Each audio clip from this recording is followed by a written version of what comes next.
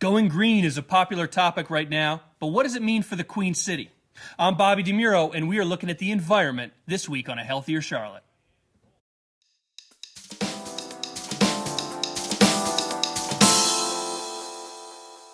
The subject of political debate, scientific discussion, social activism, and everything in between, environmental health and awareness is a big deal everywhere around the world.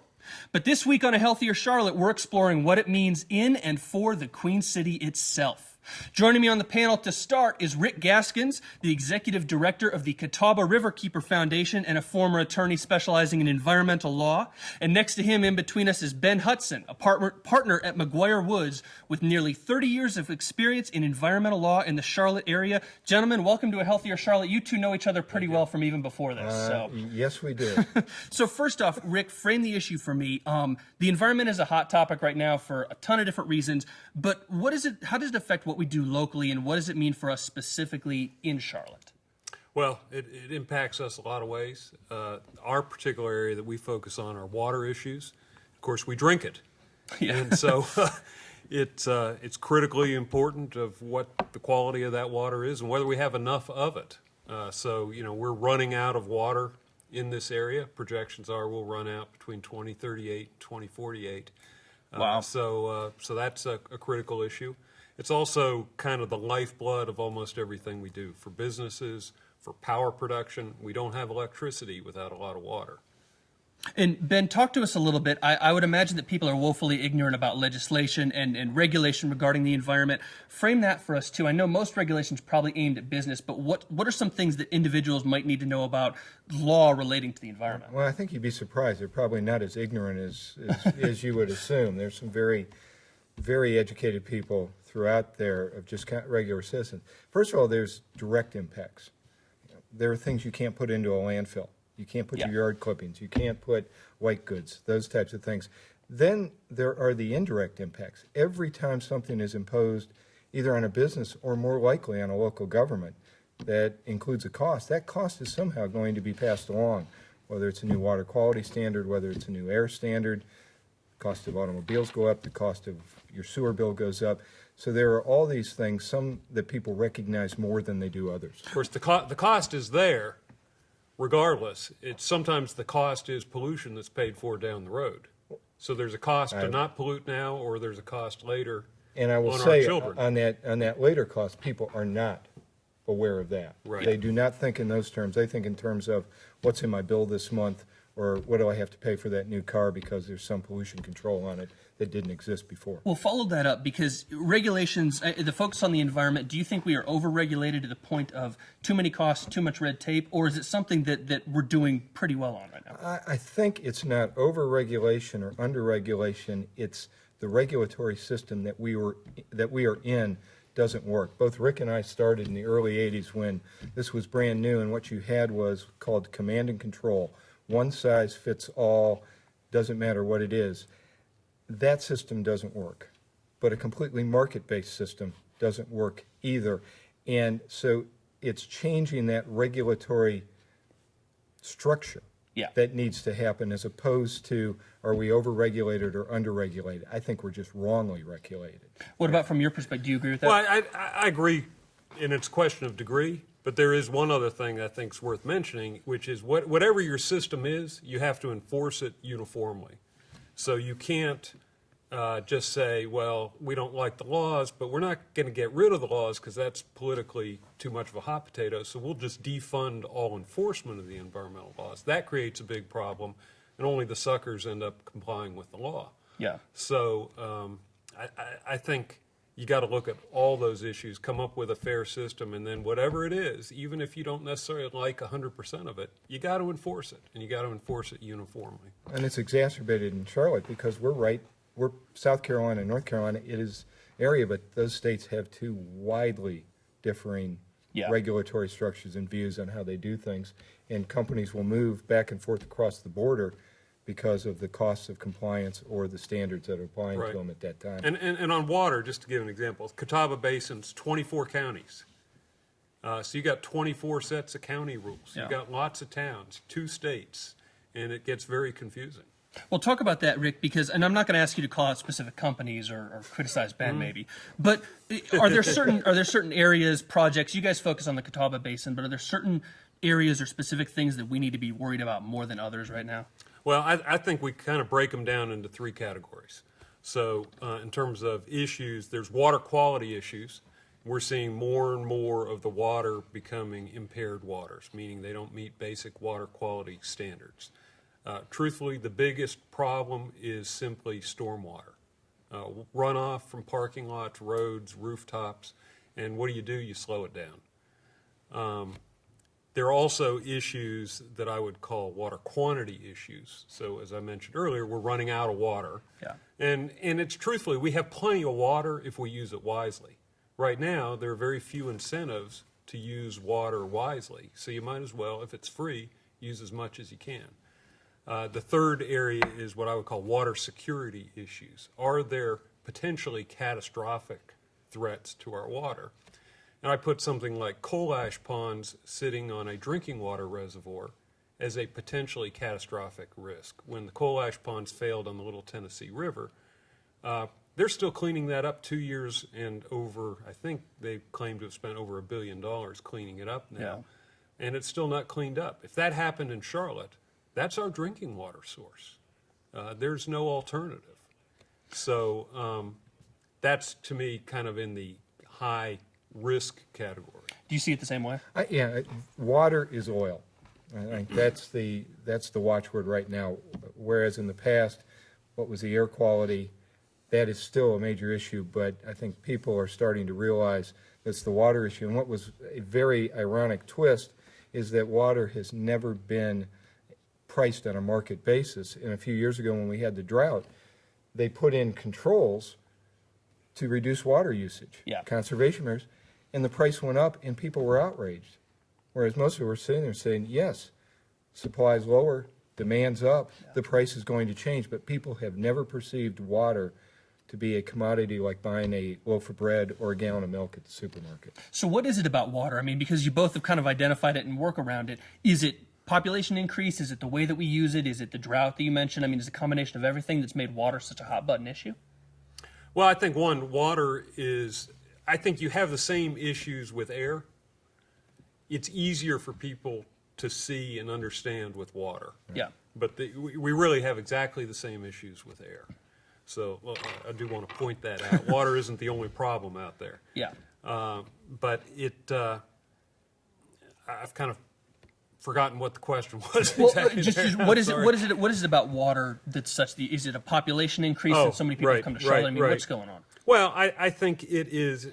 Yes, in part, it is the growth of the city. So when you are a very small city, you can get away with stuff you can't get away with from an environmental perspective. So, truthfully, 40 years ago, 50 years ago, people were polluting more on an individual basis, but there were fewer people and there were more natural areas, and Mother Nature, to some extent, could absorb it and clean it up. As the population grows, we can't get away with that. Yeah. I think we can still have the growth. And I think that's important for people to understand. I speak to a lot of developer groups and say, we're not against development. We just want to see smarter development. And we'll gladly go with you arm in arm to ask for a rezoning, give you higher density, because it's not development per se that's bad, it's how it's done. How does the Catawba River stack up nationally? I mean, that's your focus, is the Catawba Basin. Are we doing better than the national average, worse than the national average?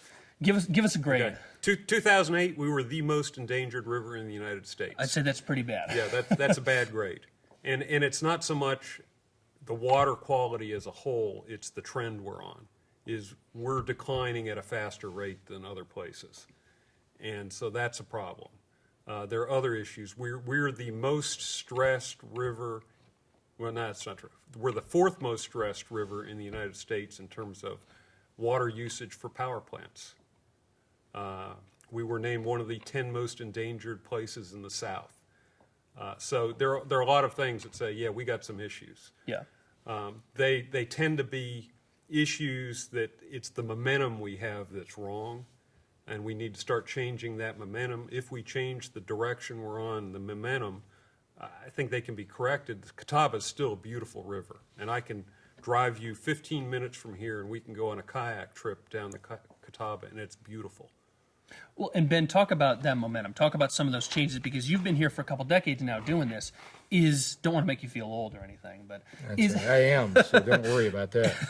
Not as old as him, but I'm old. Do you see companies, clients, and individuals getting smarter and getting better about this, or are we going to be sitting here in 10 and 15 years talking about the same issues? Well, what I've seen is, yes, but it has been, let's say on the corporate side, it's because it's a resource. How do we better manage it? Quite frankly, to not only improve our profits, but having a green image. Yeah. On the individual side, I'm not sure you're seeing that same thing, much like with air quality. People driving in, it's been very easy to regulate those where you've got a point to regulate, whether it's a stack or a pipe coming out. Yeah. Trying to regulate where you have to modify mass behavior is something entirely different. And then add on to that a political element where Morganton, further up the river, how are we going to have water for our development? Charlotte's down here, and you have this political interaction going on overlaying it. It is the issue that we all saw coming 20 years ago, and it's here. It's here. But we don't have a solution, whether it be market-based or regulatory-based, to deal with it yet. Well, and Rick, then predict the future for me. Last question. Will we find a solution, or could we be sitting here 10 years from now having the same conversation or a more serious one? We could be, but I think the solutions are relatively simple. They're not easy necessarily for people to do. They require behavior change, but the solutions are less impervious area. Solutions are slowing down stormwater. Solutions are using water more efficiently. So they're relatively simple solutions in concept. We know how to do it. And the great thing is we have a lot of great resources in this area. So it's not that we're got a shortage of resources. And we have to change the mindset on what's acceptable. Yeah. Drinking treated wastewater, as you're drinking water, is acceptable. It's probably cleaner than some of the water you'd find naturally. You also have to change the perception of there is always going to be some risk. And if you want a risk-free situation, whether it be power sources or water sources or air sources, you're never going to solve the problem. There's too many factors. You can't reach a risk-free solution. Fascinating stuff. Thank you both for joining us. No problem. More Thank you. on environmental health in just a minute, but first, follow me to Evolution Yoga, Fitness, and Martial Arts in South End, where we cover a little bit of exercise on our next segment here on A Healthier Charlotte. Hey, I'm back at Evolution Fitness, Yoga, and Martial Arts here in Charlotte's historic South End, and I'm with Emily, who's a registered yoga teacher, and we're going through some flexibility and some deep stretch exercises in yoga. And Emily, before we do it, we were talking off camera earlier that we know yoga promotes flexibility, but there's an injury prevention component there for runners and for everybody, really. How does yoga kind of function into overall health? Yeah, well, yoga truly is an overall body workout, whereas some of the other fitness activities might target one specific muscle group. For example, yoga, it gets internal and external. I mean, you're wringing out your internal organs, detoxifying the body, increasing your circulation and blood flow. Using the breath can help to increase or lower blood pressure, depending upon what you need. It prevents injuries by increasing your sense of balance, which helps you to catch yourself a little bit sooner in the event of a trip fall, for example.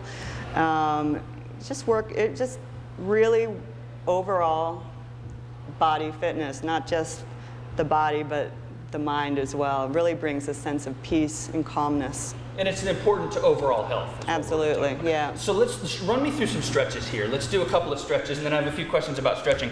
But to improve flexibility, to improve strength, what are some of the things we can do? Well, a lot of people have a lot of tension and tightness in their hips because Americans, we tend to sit a lot. So our bodies are not necessarily made to sit as much as we do. And one of the things you can do for that is cobbler's pose. It's very simple, feet together, knees apart. And you create a wide diamond shape here instead of walking the feet in close to your bottom. Creating this wide diamond shape targets more of the outer hip bands. And just gently placing the hands on the shins, inhale and lengthen the spine. Exhale, folding forward. And again, it does not matter how far you go. We're all feeling the same sensations in the outer hip bands, the low back, This is really one of the most beneficial postures. And we do this posture a lot in a yin yoga practice, which is kind of a deep stretch practice where we use time and gravity to get deep into postures, really meditative, relaxing type of practice. We might hold a posture like this for up to 5 minutes. Oh, wow. Yeah, and you just really can start to get deep and feel the back release, feel the hip flexors release, the groin release here. And to target the backs of the legs, which a lot of runners, for example, have really tight hamstrings, just a gentle forward fold. Feet out, and taking your feet together, flexing the toes up towards the ceiling, lengthening the spine, inhale, exhale, forward fold. And again, it's important that you do not compare yourself with anybody else in the class, because you might be practicing beside a yoga teacher who's been practicing for 10 years. Which I am. Yeah, So. it's all about getting that deep stretch, getting the circulation going. A lot of the postures that we do too cut off circulation to a certain type of the body, like a pigeon pose, for example. And when you release, it brings fresh blood and oxygen to that area, which can be very, very healing. How long should we hold a stretch like this? Is there a set time? Yeah, you can stretch muscles pretty quickly within 30 seconds. We tend to hold for at least 5 breaths when we're doing a deep stretch class. The joints, the ligaments, and the tendons take quite a bit longer to stretch, so that's why in the yin yoga practice, we hold poses for about 3 to 5 minutes. But 30 seconds for a forward fold would be fine. And you mentioned pigeon pose for runners. Let's go through that one too. We'll show you pigeon on the spine. Pigeon is one of the most popular yoga poses, again, for really releasing the tension in the hips. I'll show it to you on your back for people that have bad knees. Crossing one ankle over the knee, that knee stays pointed out to the side, reaching your arms through the legs, one arm through, the other arm out, grabbing the outside of the knee, then releasing your head, neck, and shoulders back down. And you can use that elbow to press the knee out, just gently drawing the thigh in towards the chest. If you flex your right foot, that will help to protect the knee even further. So you feel that, right? Absolutely. And you got to make sure you get both sides. So try the left heel over the right knee, reaching through. Release your head, neck, and shoulders back down. And make sure you're breathing. It's about the breath as much as it is the posture. So using the breath, it just keeps you more centered, more in the moment, more in the here and now. So one of the goals of yoga is to get out of our busy, busy minds, get more into the heart, and release that, rocking up to seated. That is not the easiest thing in the world. No. So I can see that obviously I need some flexibility work, but anybody can do these. Is there something, are there signs that maybe somebody is trying too hard, that they could be injuring themselves doing this? Yeah, your facial expression is a great indicator of your practice. If you are screwing up your face, for example, Which I was. squinting your eyes, it's an indication that you're not relaxing in the posture, you're not breathing properly. So even just softening the face, the gesture of softening the face, the forehead, the jaw, taking a deep breath in, deep breath out, that will help your postures.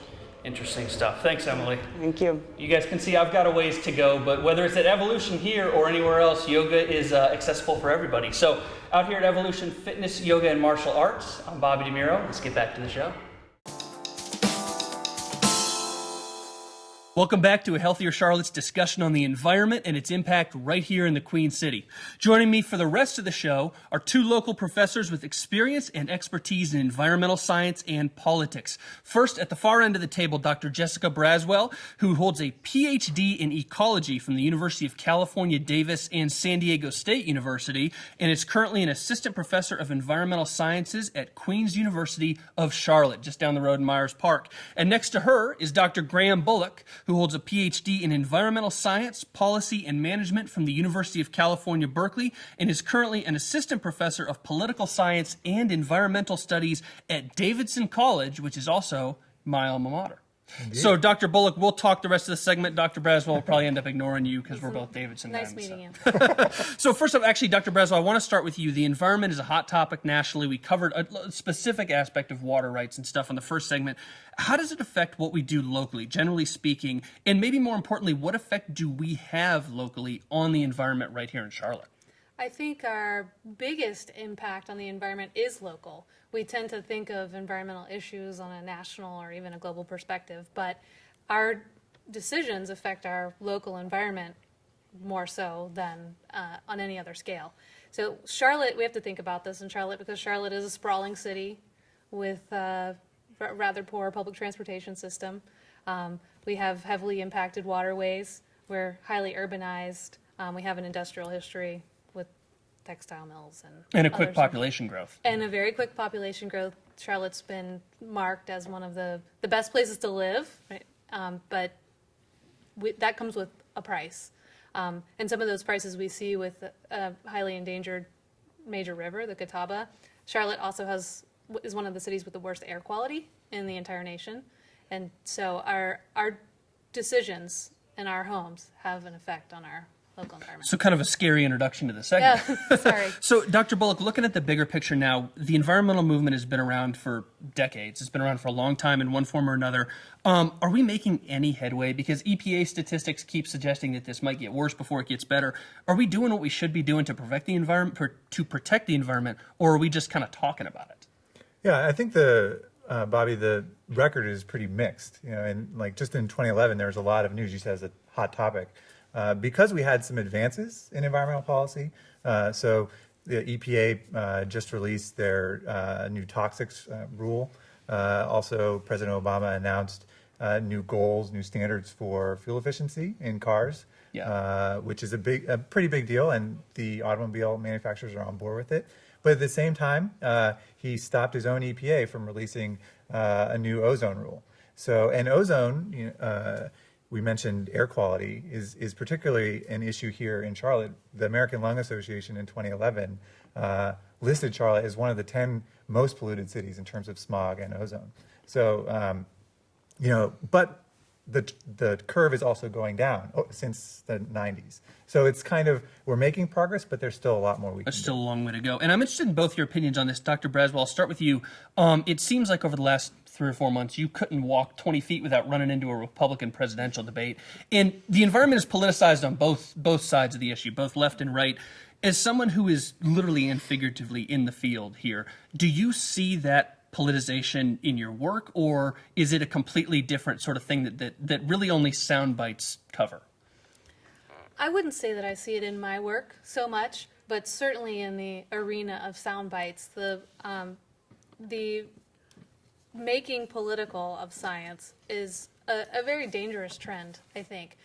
Science, while there's plenty of healthy debate in science, is not the realm of politics. And in the political world, you'll hear science discussed as if it's something to be believed or not believed, as if it's an opinion. And the scientific process is one that is self-correcting and progressive and takes feedback, and the scientific process continues in that way. So it's a development. Science is a development, but that healthy debate that's part of science is not a foothold for criticism that science is somehow not valid. So climate change, of course, is The biggest. the biggest example of this. And climate change is presented as something to be believed in, which of course it's not a belief system, it's a body of facts, the product of thousands of studies. And if you listen to a political debate, you would think that it was, a cult. Yeah. Yeah. And well, you have a bit of a different perspective because you've got a political science background too. What are the consequences of this? Where do we go in the future if we, like you mentioned, if we believe science or don't believe science? Is this damaging? Well, I think just to follow up a little bit, I think where the politicization comes in, and it does get politicized, and it is somewhat inevitable, because beyond the science, there's then who pays for it. Yeah. Who's going to bear the cost of dealing with this pollution, whether it's related to climate change or air pollution or water pollution, and that really is politics, right? And so that's sort of inevitable. What's not inevitable is the extreme polarization and partisanship around environmental issues. And not that that's unique to the environment. You know, we have polarization around healthcare, national debt, et cetera. But it's particularly strong recently, especially in the last year with Republican Congress and this Republican presidential campaign, where agencies like the EPA are getting called out and demonized, you know, for the work that they try to do, which is to protect our health and environmental quality. And that, you know, which is generally a pretty straightforward, you know, calculation. You know, we're going to try to be as efficient as we can to deal with these environmental impacts, becomes this kind of big ideological issue that people don't really know the details, you know, and what the actual issues are that we're trying to figure out. Well, May I yes, add to that absolutely.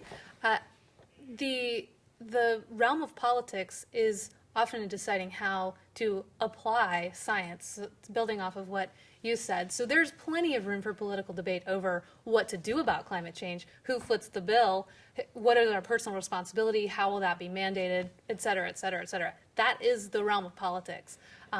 But what's not the realm of politics is the science itself, and I think that the politicization kind of bleeds over into the science itself. Well, what's the disconnect, Dr. Bullock? Is it just the fact that we've become a soundbite society and it's easier to listen to the short message, or is there something else going on? I mean, are we dumbing ourselves down at the detriment of things like the environment? Yeah, I mean, I think they're increasingly, it's not, you know, back in the 60s and 70s, you know, as the last panel was saying, you know, a lot of these issues were very obvious. You had burning rivers on fire, you know, that you could tell there is a problem, right? Yeah. Now it's much more difficult. Climate change, you can't see it really, you know, and it's a long-term process. And a lot of these other things are much more complicated. And so the science equally is also complicated. And you really, to be able to engage it, takes a lot more patience, a lot more knowledge, that, you know, in a sort of the fast-paced kind of ADD society we live in, people aren't willing to make that investment. Yeah. But people should, to have a functioning democracy. Well, and let's go back to the environmental awareness specifically for a second, because off camera we're talking about, we've heard messages like recycling and stuff like that, but maybe second level, is it just that simple, or are there more things we can be doing specifically in Charlotte to improve the environment that we live in, you know, today? There's always more that we can be doing, all of us, even environmental science professors. But probably one of the biggest things you can do is to consume less. Our patterns of consumption drive our environmental impact to an So the alarming 3 degree. TVs that I left on at home is probably not a good idea. Bad move. Yeah. Consume less. So that means buying products that last longer. That means buying what you need. That means driving less. Living close to where you work is one of the best ways to minimize your environmental impact. And that seems like such a trivial thing.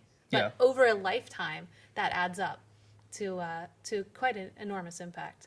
Well, and let's talk consumption, because you've done a lot of research on this. And I'm interested, we've seen a lot of green products, you know, green this, green that, environmental health this. Is that just something that companies do to make a profit, or are we actually getting to the point where some of these green products make sense environmentally?